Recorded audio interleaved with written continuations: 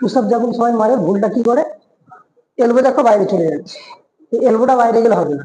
জি, হাত থাকে এবার, গ্যাপটা একটু বড় কর, গ্যাপ বড় কর, সামনে থাকে, এলবো ভেতরে থাকবে, এলবোটা এই ভেতরে থাকবে।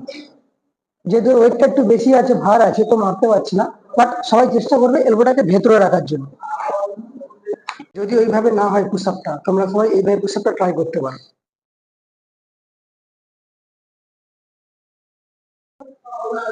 গ্রিপটা এইরকম হবে, মাপটা সবাই দেখে নাও, এই মাপ নেবে, হাত বেশি বড় করবে না। তো দেখবে সব জিমে এই রড, সব জিমে পেয়ে যাবে, ঠিক এইভাবে গ্রিপটা নেবে সবাই, এলবো ভেতরে থাকবে, আর যে এই দেখবে তোমরা ইজিলি মারতে পারবে। যদি ওখানে না হয়, তোমরা জিমে এই রড আছে, এইভাবে ট্রাই করবে, দেখবে তোমরা ইজিলি মারতে পারবে। ব্যাস, যদি ভালো লাগে লাইক, শেয়ার, কমেন্ট করো।